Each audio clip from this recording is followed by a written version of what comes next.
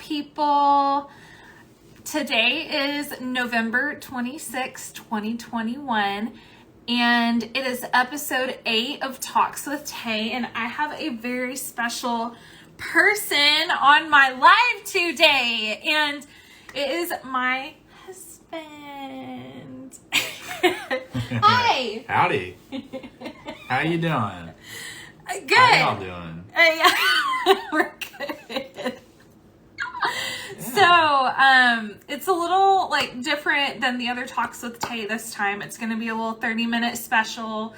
And so the theme of today is going to just be about, what it's like to be married to a therapist and someone in the helping profession field.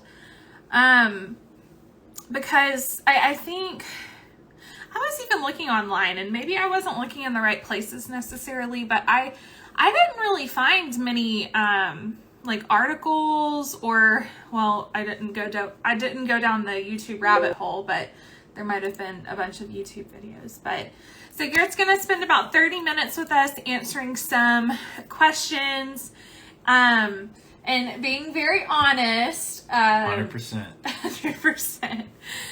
And so we're going to go ahead and get started. So I guess, Garrett, in general, go ahead and start off by sharing to the present viewers and then future viewers who come across this video.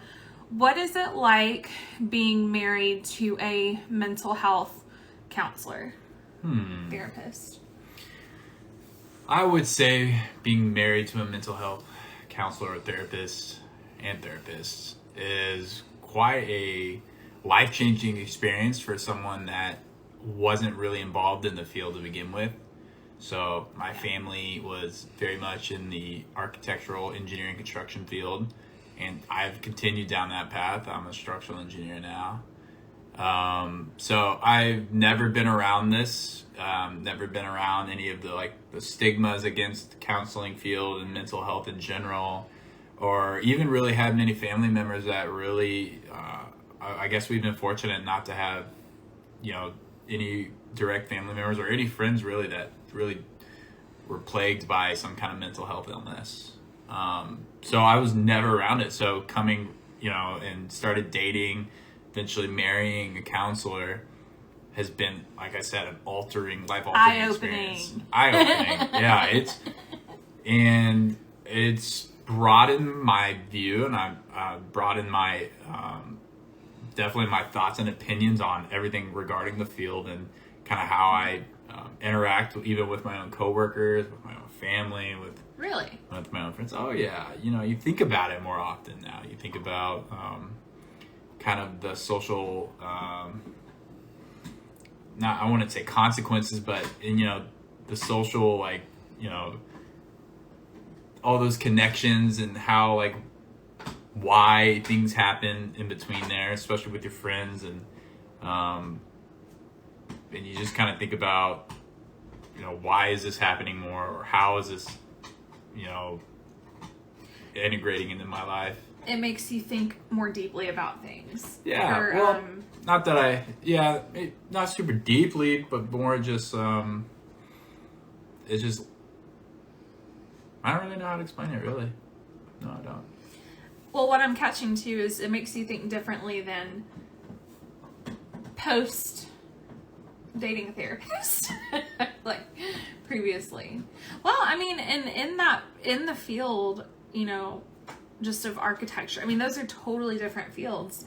And I also think we're very opposite like that too, of just, we kind of go out and do our own thing all day, and then we come home, and it's kind of cool in my experience to kind of have that balance a little bit, because, and we've kind of talked about this before, doing the same thing and then coming home to someone who does the same thing too. I'm sure people can make it work, and all of that, but we vibe really well off of the differences, I think. In our life.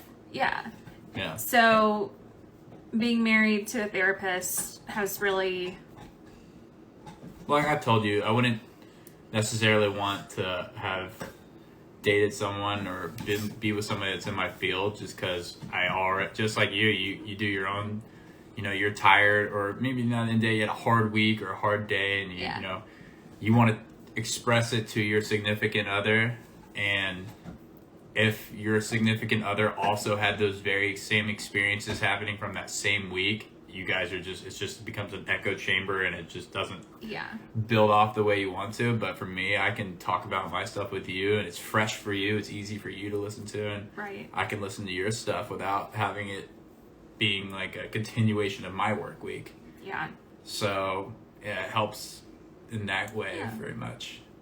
But I mean, the main thing is really just being married to a counselor is just hearing all the amazing stories of you helping all your clients and and your counselors, your fellow counselors, your peers are very much like a tight-knit group, and all y'all it's you're always helping each other out, you're bouncing ideas off of one another, and it's all for the betterment of your clients and then their families and the constituents around them. It's it's all trying to better our world and trying to get through them the school week or trying to get through their family, whatever issues they may having there, and so that they may get on with the rest of their lives and better there. So I really appreciate everything that therapists and counselors have done, much more so than I would, before I married you, before I even knew you, I had no clue what y'all did. Yeah. Right. Yeah. Yeah. What would you say is the best part about being married to a counselor or therapist? The best part about being married to a therapist. Our dog has decided to chew on a bone, so if you hear like something chewing through the wall, it's white noise. It's that's our ASMR untherapeutic ASMR. Dog chewing. I'm gonna open up a brand new section on Twitch. Just be Bailey chewing on a bone. Gross. The best part about being a therapist. Let's see. The best part about married to a therapist. Yeah. I can answer the other question. I'm not a therapist. Best part of being married to a therapist, I'd say, is I kind of hinted on the last part. I've seen that what you've done with your clients, like just the other day, you woke up to a text message from your client thanking you for Thanksgiving. You were part of her thanks for Thanksgiving and for everything you've done and everything you do and everything you will continue to do with them. Yeah. And I've seen it, beyond that, all your littles that make you little gifts or draw you something or some of the cards you've gotten, like that's really, I don't get that in my profession. I guess most people, if you're a part of the CPA world, the engineering world, construction world, you're an attorney at law, I would speak for the most part, you don't get very sentimental gifts like that. Like none of my architect clients are sending me gifts or sending me things like that and that kind of sentiment. So I think that's the best thing that I get to see is that, it's very fruitful what you do. I'm not saying what I don't or what anybody else doesn't do, but on a very personal level, especially for something so sentimental. Yeah.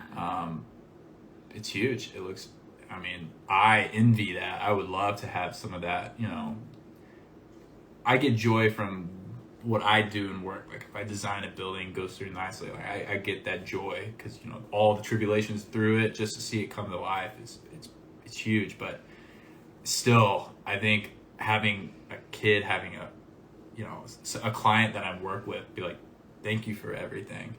Like that human experience is bigger than anything you can get. Yeah. Especially out of a building. Yeah. And then what about the hardest part about being married to? The hardest part? Yeah. I think it's my living room being cluttered up with all toys and pillows and other stuff that you buy for your counseling services. Half of our living room is taken up by toys and like all these textbooks and just right here on this, we had to redo this bookshelf over here. And goodness, because it's just full of counseling textbooks and guides and stuff like that. And look at this desk too. There's like so much Play-Doh I in my once living had. room right now. Play-Doh, Fidget. little figurines. All my Santry stuff is downstairs. So. We're waiting to move at this point, and I love having everything orderly. I've given up at this point because there's just too much stuff coming in by the day, and I'm waiting till we move to have space for it. We're working on it. We're kind of. Yeah, kind of. Mm-hmm. So our stuff, my stuff takes up a lot of space. Okay. Mm-hmm. What about something else that's hard? Like for you on like a personal level? Because we do some heavy work. I think it is what you just hit on. The heaviness, sometimes it really impacts y'all. Maybe it's a hard day. Maybe it's a hard week. And sometimes when you've come home and, you know, you've had that hard week, hard day, hard whatever it was, and you're just kind of down in the dumps yourself, the motivation to do anything in the evening that night or maybe that weekend, you just, you know, you want to just sit down and just cuddle up, even with or without me sometimes. Like, who knows? Like, sometimes that's hard to watch because it's nothing y'all did, you know, you did on your own. You know, you just had a very hard week of giving, maybe for the certain client or a couple clients, and you had to give not only your 100% but 150% to make sure that you at least left those clients in a decent state of mind for a week so you can get back to them the next week. Mm-hmm. And, you know, and what it cost you was your weekend or maybe your Friday, or because sometimes we've had events set up and you were looking forward to it, and then that event comes up, you're just like, just being too knocked out. Yeah, I gotta sit down and I can't go out tonight. I'm so sorry. Yeah. So I think that's the hardest part, is kind of watching that, because there's nothing I can do other than just trying to help out in what other way that you would like. Yeah, and two, you know, from what I have heard from like seasoned therapists is that does get easier. There's almost like at least I'm hoping so, but there's an energetic, almost like a stamina that you build up around that. Mm-hmm. Because remember when I was in grad school too, well, I mean, to validate like what you said too, like, yeah, it's that's got to be so hard for you because all you can really do is just support and just be there. Yeah. For people like me, I'm an engineer, you know, I just see problem, I try fix problem. Mm-hmm. So that was a big ordeal for me early on our relationship. Yes, it was. I would constantly try to, okay, oh, you're down the dumps? Let's go for a hike. Let's go see a movie. Let's go hang out with friends, or whatever I would think that would fix it most of the time. You know, you would just be like, trying to keep me arm distance, but tell me like, no, just need to do this. And that was a very tough transition for myself, because trying to not only listen to you, but also adhere to what you were really needing. Mm-hmm. That was tough. And because it's so different from me in my life, like I'm, you know, having a bad day, usually how I spend it is, you know, I'll call up my best friend, let's go for a run. Maybe I'll go on the computer, play a couple games with my buds, or, you know, back in college was like, we just go do something, you know. Mm-hmm. That was me. And so that was most of my friends, but that's not everybody. And that's what I'm saying, like, about counselors and some people that are introverted that I may have not really hung out with or even thought about that point of view from a psychological standpoint is, you know, what everybody's different. Yeah. And it's broadened my horizons again. Yeah. Yeah. Good answer. Yeah. Thank you. Doing very good. I am? I'm very surprised. I mean, I'm not surprised. Be like, I thought you were going to come on here and botch this thing. That's not what I thought. Just very insightful, meaningful answers. I have a heart. Okay, well, I wouldn't have married you if you did not. That's true. But us engineers, we're not just all brains. We do have something in here. That's a stereotype. That's a stereotype. Of course it is. Of course it is. I hope. So, does me, and you kind of touched on this earlier as well, I think, but does me being a therapist influence you in any way? Yeah, I think I said this is kind of how I go about my day to day. Listening a bit more. I have my own coworkers. Now I see some are more introverted, some are extroverted. I'm already kind of I would say a people person in general. You're pretty I kind of knew, extroverted. well, I kind of know how to be around everybody. I can adapt how I hang out with, say like John compared to Nick, my two my friends. One's very more extroverted, one's very more introverted. Like so my coworkers, some are much more extroverted, some are introverted. I already knew kind of how to hang out with them, but now I kind of think about it more often than I did in the past, and like figure out kind of why I was doing this, or which I never really thought about in the past, but now I do, because I don't do it, I guess, every single instance it happens, but sometimes I look out on it, I kind of think about that. But I guess also being a therapist is really just the social stigma of mental health counseling. That's probably the biggest influence you've had on me. Is now, some of my friends who may be, struggling or something like that, I encourage them, like, hey, you should reach out to a counselor. It's going to do you really good. Or some of my friends that are in, beginning relationships, and they tell me every now and then, it's like, oh yeah, man, does your girl do this? Does your wife do this? I'm like, hey, man, we all go through that stuff, but if you're really struggling with that, it's like, I highly recommend a family counselor, or a couples counselor, sorry, and really go hashing that out. Maybe you don't have to do it long term, just get whatever's maybe what's plaguing you, hash that out with a counselor, and it's going to do you a lot of good. It just fast forwards that process of you guys reaching a conclusion or a nice middle point. And they, all that counselor does is really just helps you, make that path maybe a little bit shorter, a bit more narrower, and, and creates a good, comfortable atmosphere for y'all to do it in, rather than a home where you would be more adept to either screaming, fighting, Falling into old patterns and calling each other bad names and stuff like that you wouldn't do regularly in a correct state of mind. So that's probably the biggest influence is, I'm way more apt to say, hey, I highly recommend go seeing a counselor. You could do it on, I'd be like, you do what you want to do, but counseling's always out there. And I'm surprised how many of my friends already, in couple friends, that have already seen counselors that I never thought, like, in the past, or that anybody was seeing counselors any. Like, I wasn't involved around anything around the counseling world at all. And they're like, oh yeah, I've seen one. We did one a year ago, and that was great. Oh wow, didn't know you did that. Interesting. So yeah, that's cool. Mm-hmm. So you kind of advocate for it.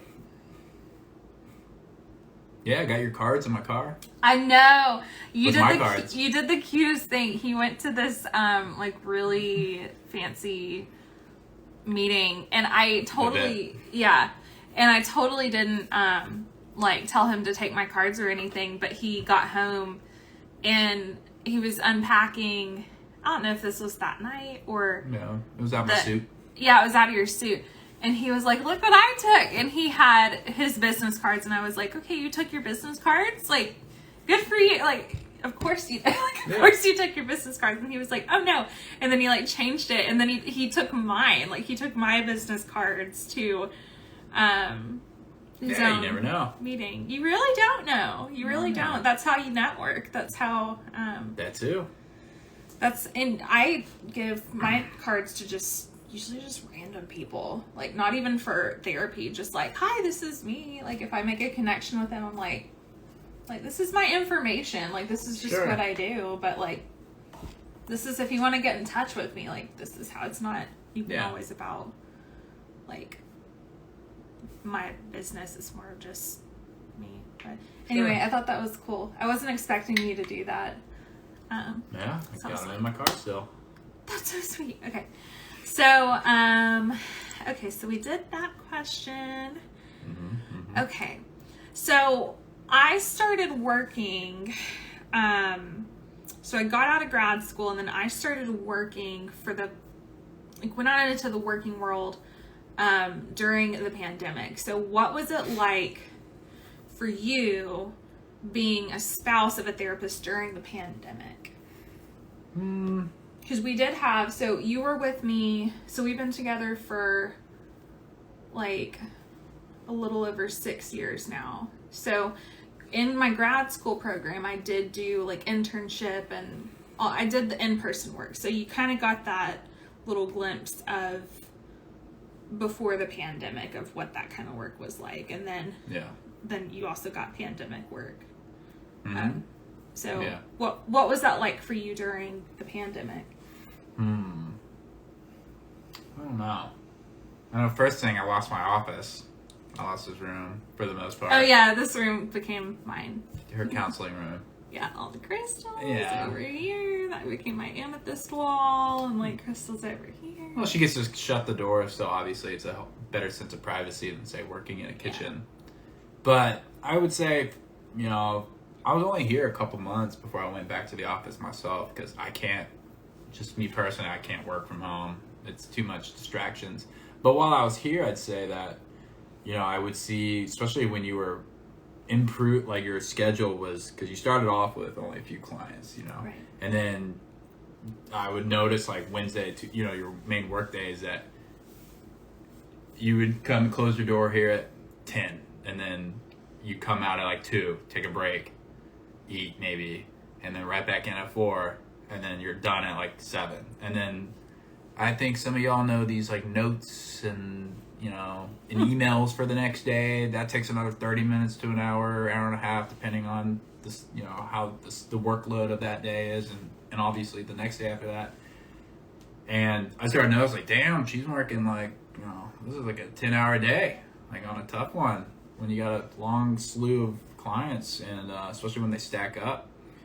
And I was just thinking, I was like, dang, she's working very hard. Like, there's no, if for someone who, maybe me who is not involved in the counseling field again, and you would think, oh, counselors, they just go into their office, they have a few clients a day, and then they're out, that's it, Sure, they may have a tough conversation every now and then, but, like, don't we all, even with our work? But now I see it's like, oh, it's not even that, the prep work before each client, and some of the times it's only 5-10 minutes if you had a client right before them, and then you have emails to set up for send all your clients the next day, and then also notes, taking all the notes from all your sessions that day, and then you times that by 3 or 4 or 5, depending on how many work days you work on your week and your schedule, and it's tough. It's like a 50-hour week plus for sure. And like me, the engineering world, we pride ourselves on working 50-60-hour weeks minimum. And we think no one else, especially those business people, those business degrees, they can't match us. But surprisingly enough, it's those counselors that are matching us hour for hour, and just makes you think. It's like, dang, they are some hard-working, y'all some a hard-working bunch right there. Yeah. So that's what I noticed during the pandemic was, the effort y'all put in. So you kind of saw us having to put did you see us having to put more effort when the pandemic was going on? Well, I mean, still kind of going on, but... Well, I never got to see, I guess I can relate it now since you're doing work back in, the office, having in-office clients again. I would say it depends on the counselor. I would definitely say there was a transition. I guess for some, therapists, it's an easier transition being all remote now for them. Mm-hmm. And especially for some of their clients too, you don't have to drive all the way to the office. You can just be wherever you are and load up your, you got Google Meet, you got whatever streaming app you need to use to virtually meet, and boom, you're there. You don't have to. You can do it from parking lot, from your car, from your office, from wherever you're at. Yeah. Or if you're with your family already home, boom, you're done. You're all on one screen. I will say, for me, it doesn't replace. I like the in-person, face-to-face for the most part. But then again, for most people, they could like just as virtual is just as good. So I guess it all depends on who you are as a counselor and the target group of clients you have. But I don't know if it was an easier or harder transition for y'all during the pandemic. Yeah, tough to scale, I would say. Yeah. The pandemic work was hard. It is hard. I mean, we're still kind of seeing like the after effects of being home, like virtual for so long. Now we're kind of getting a lot of the kids, a lot of littles, at least where I'm at right now. But yeah, pandemic was intense. Yeah. So my next question is, and I get this too from, this is a commonly asked question, but do you ever feel like I am analyzing you or therapizing you? Yes. Yes? Yeah. What? Yeah. I believe it. What? Yeah. Oh, for Tell sure. me more. Tell I'm me just more. That's such a Counselor, yeah. therapist, Tell me phrase. more about that. Yeah, of course, it's already happening. See, point taken. I don't want to say Well, anything what am more. I supposed to say? Okay. Well, I could tell you. I don't know what you're supposed to say, but I mean, yeah, of course. What, I feel should like I argue with you? No, you would analyze that too. No, it's not all the time, but I would say there's definitely a few moments where, yeah, I feel like there's some processes going on in the back here. Like, I can see the eyes are looking at me, maybe a conversation, but they're kind of glazed through at the moment because there's like this process going on. And come back in the camera. I'm in the camera, and there's this process going on and formulating what just happened and why did he react like that? What did I say maybe that made him react like that? How can whatever it may be, I could see that happening sometimes. Yeah, I can see the therapizing. Yeah. Especially sometimes when I come home from work and I just want to whine about what happened at work, and I just want to whine about it. Maybe not go into it, but sometimes, yeah. Well, tell me more about that. Well, what did they do that made you feel that way? I'm like, I don't know. That late email and the way they said thanks at the end of it, said a best regards, or I was like, gosh, that condescending son of a gun. I was like, darn them. Yeah, and you'll get me going sometimes. So I know you're working on me, and you're like, and then we can get to like after a 30-minute hour conclusion. I was only coming in for 5 minutes. It's like maybe I'm like, oh, I'm resolved. It's like, oh, that feels better now. And you're like, And then I'm like good. pissed. I'm like I get myself worked up. Yeah. Well, sometimes that's how I see it, but it's not often. Yeah. Not often. You do a good job. Well, it's my friends and I my other therapist friends and I talk about this often. It's like once you become a therapist, it really, and in grad school, well now I'm not in camera anymore. So in grad school, the journey of someone becoming a therapist requires us to face our own demons, to do our own healing. And so there's so much internal work that goes into it, and internal, all that internal processing and all that internal stuff, it really shifts how you see the world and how you, just your way of life, your view on life. And so it's kind of a hard switch to, turn off. Of course. Yeah, I know. I see it every time. For me, I walk into a building, all I think about. Right, like what went wrong when they were building this? When you go to buildings, you're probably looking at the structure of everything. Every time. And Don't do it not once. You can see things that I do not. And, it just... Yeah, no, of course. No, that's a very good analogy. Yeah. I agree. And I really enjoy the fact that we do different things, but we do different things, but we do them very similarly, because your equations in structural engineering are so elaborate and complicated, and I would just never in my life want to do that, and it kind of gives me a headache just seeing it on the computer and all of that. Anyway, but it's so similar to how we view people, and yeah, elaborate, complex. Yeah, I would agree. so it's cool. I would say yours is harder. Really? Yeah. Buildings, I mean, equations are elaborate. They can be elaborate. You know, but, you know, concrete is, you know, everything about it already. It's, you know, what it can do, what its limits are, for good or for worse. And you know how to create and stay within those limits.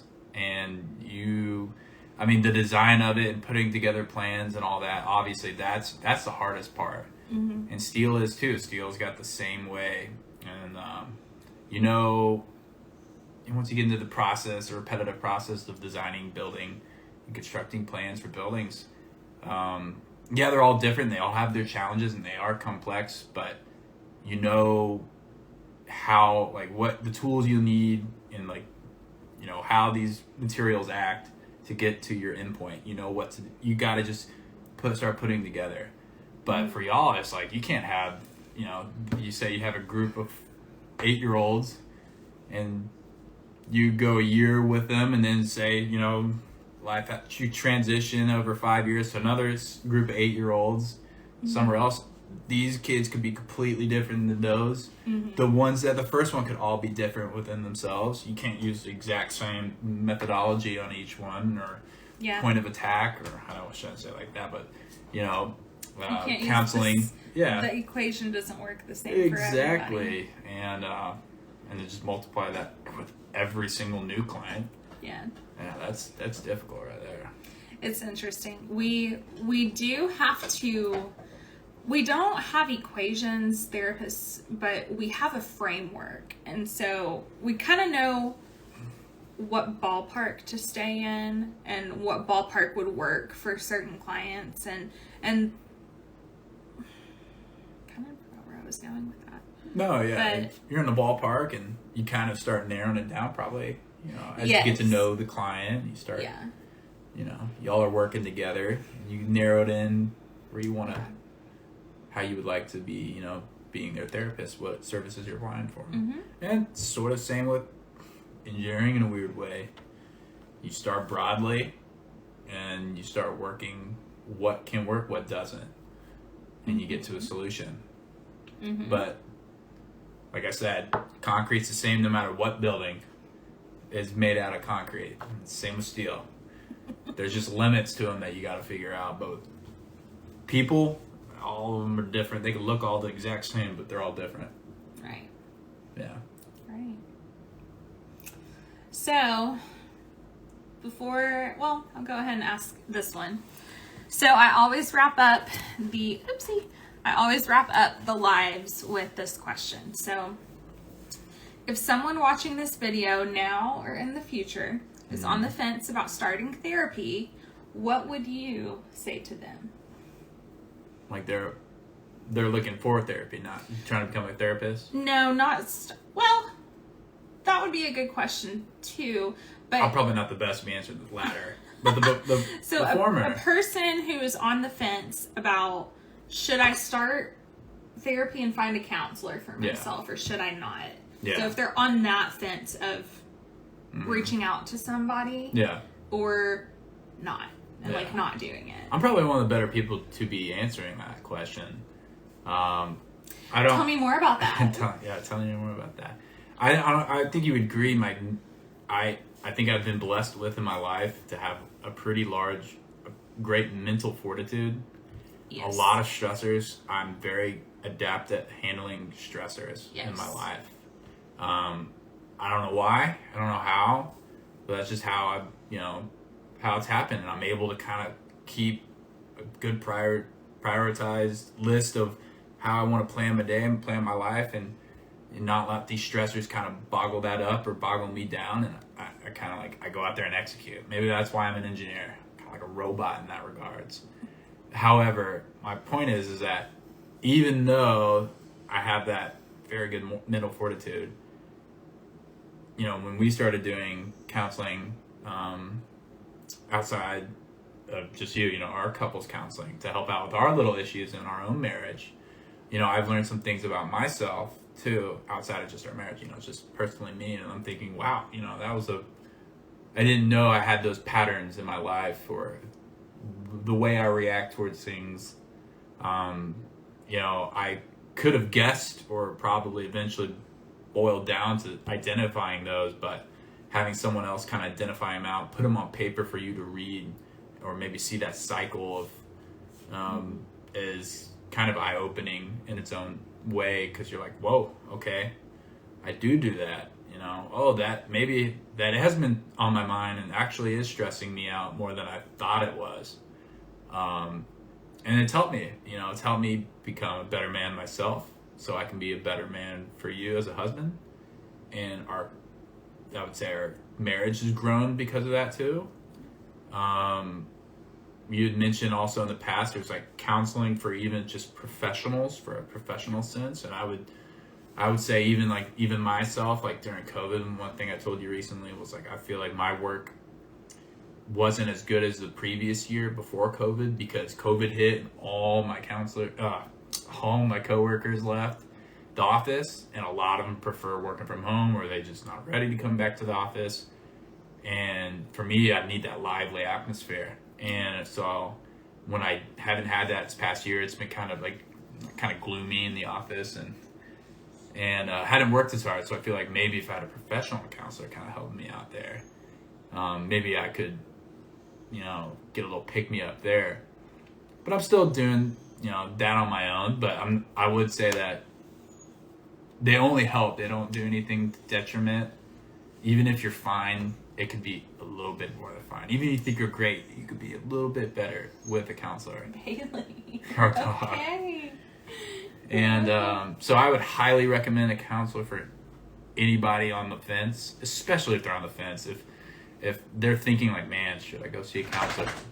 The answer is most likely yes, resoundingly. But I will say for those that don't think they need one, you know, maybe not a personal one, maybe not, you know, where you're at. If you feel like you got it, great. But, you know, you start a life with someone else, you're going to need a couples counselor at one point, no matter what. Yeah. Even if you think it's going great, there's going to be something that comes up, and, you know, it makes it so much more smooth. It's to work it out with a counselor in the room with you, or on the phone with you, and hear both sides and kind of formulate equation, because you're all on the same team. And sometimes you lose that teamwork, you know, as a couple, and they just help you keep on track to kind of build that back up. And so yeah, I would highly recommend counseling to almost anybody, to everybody, you know, even if you don't think you need it. But if you're on the fence, absolutely 100%. And I've seen what y'all do. You have pay scales, certain insurances can cover it. You know, there's counseling provided at schools. You can start there. You know, there's so many ways to get the help that is out there. It's all out there. You just, you know, not only do you need to do it, or if you're, you know, a kid who has got a family, the parents kind of, I guess that's another thing for, you know, us about to become, you know, parents, or those who have just become newly parents, is being open to this counseling world now. Is kind of like, if I see my kids struggling, if I don't think we have enough tools to handle it, you know, I'd be much more open now than if I never had married you before, or started dating you and been involved in this counseling world, to say like, yeah, I'd give my kids some counseling, give them a little pick me up. Maybe they don't want to listen to me right now, but for some reason, you know, kids would talk to a complete stranger sometimes more than they'll talk to their own parents. And so if that's what it's got to do to make it work, I wouldn't even hesitate now. Yeah. Cool. Yeah, y'all are doing a great job, counselors. I enjoy listening to that. You know how they say teachers are always, underpaid and under appreciated? I think maybe even counselors are more. Now I see that. Yeah, of course.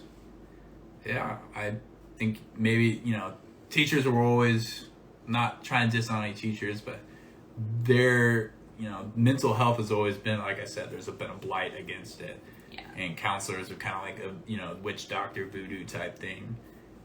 Even though there's so many of y'all, and the profession is so much larger than you could ever realize if you weren't involved in it. And I just think that counseling is such a essential tool for growing and living life. And it's not advocated as much, at least back, maybe 10 years ago, than it is now. Totally. Yeah. I agree with you on that. Yeah. We've come a long way since, we were in school. Oh, yeah. I've been helping you, in your own career, and I've watched the advocacy for LPC associates and see how that's grown. And we were researching that together back in the day. Mm-hmm. And you have played a very, I definitely would have to give you a lot of credit for where I am today. You've done all the hard work. Well, I had a good support system.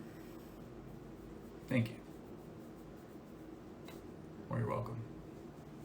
But I wouldn't say you're welcome. Yeah. I was there. I was there for you.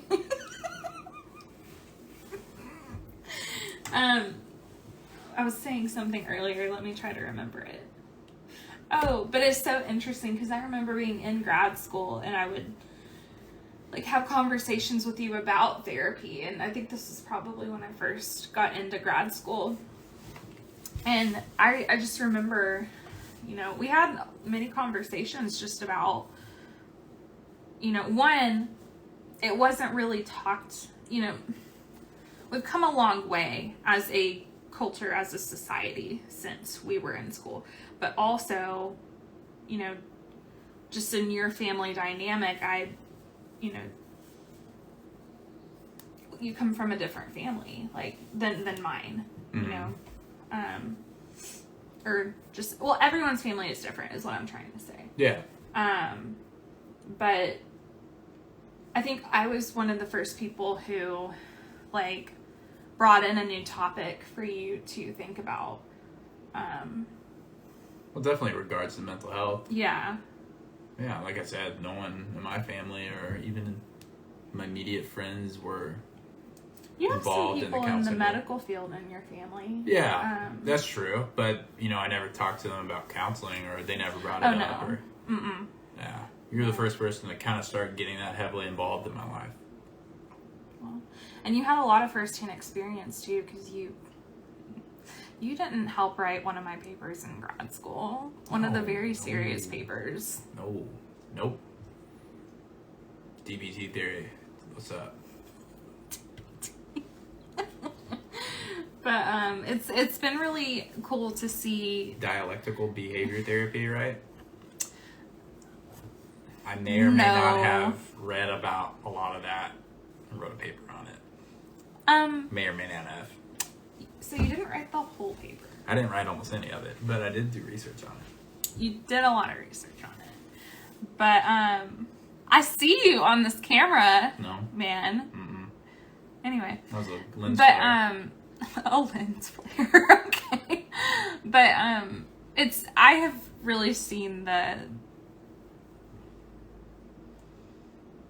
your journey just with this topic in general. I mean, just learning, and then seeing me go through the stress of grad school, and then stress of working. Mm-hmm. Yeah, become much more accustomed to it, much more comfortable with it. Yeah. At the beginning, it was not so much so. And it's not like my world is shattered or any worse. It's only better because of it. One of my people at, I'm just now remembering this, and this person's probably going to, watch this live, but one of my bosses, or I don't know if she's technically a boss, but she asked for one of the questions for you was if you are sad that you missed Friendsgiving 2021. Yes, You were I in was Iowa. sad. I was. We just had, wasn't the weekend before? Yeah, we had the Halloween party. One? Yeah. And so I was thinking we had some gap in between, you know, and because I had already planned to go to Iowa for some hunting. And then when we figured out, you told me it was that, I was like, dang, that sucked. I can't believe I'm going to have to miss that now. Yeah, I was definitely pretty bummed Yeah. for whoever asked that question. I was definitely pretty bummed about that because I was looking forward to it. We had such a good Thanksgiving Halloween party. I was wanted to transition that into a good Thanksgiving we party. did have a great Halloween party. We did. Yeah, that was the Halloween party was when a lot of the significant others actually got to come and meet the other significant others. And then so that was like the smaller gathering. And then Friendsgiving was the larger gathering of the other significant others at Austin Family Counseling. But Next yeah, time. you had some people Christmas. asking about Holidays. where you were. So, but my friends and I talk about how it definitely takes a special person to be married to a therapist or probably any helping professional. But yeah, we couldn't do what we do without you. I couldn't do what I do without you. So I love you and appreciate you. Love you too. And I'll always got your back. I know. Always. Appreciate that. Mm-hmm. Okay. Well, Even to sit down and do these I know. sessions. I know. Yeah, this is only supposed to be 30 minutes. We almost went. Almost went that whole hour. Yeah. Man. That's scary. If we planned an Well- hour, it might have been 2. Well, thank you for coming on the show. No This is problem. a Thank you very for having me. special episode. Yeah. So this wraps up episode 8. Episode 8. It could have been 7. Darn. And why would you want to be 7? 7's my number. Oh, that's right. Well, July 7th birthday. oh, that's right. Well, 7. you're 8. So 8, this is episode 8, and I'll be going live next week with, I'm not going to say who it is yet, I'll say on Monday, but you can catch me next Friday interviewing a therapist who is not at Austin Family Counseling. You know what? Let me just look. Yes. Someone who is not at Austin Family Counseling, who may or may not have been in my wedding, who I love very much. But that will be next Friday at 7 p.m. So thank you for tuning in this evening, and thank you again for coming on the show, and thank you for future viewers who are stopping by as well. So happy Thanksgiving. Thank you all for being here. I appreciate and am so grateful for all of you. I'll catch you in the future. Bye.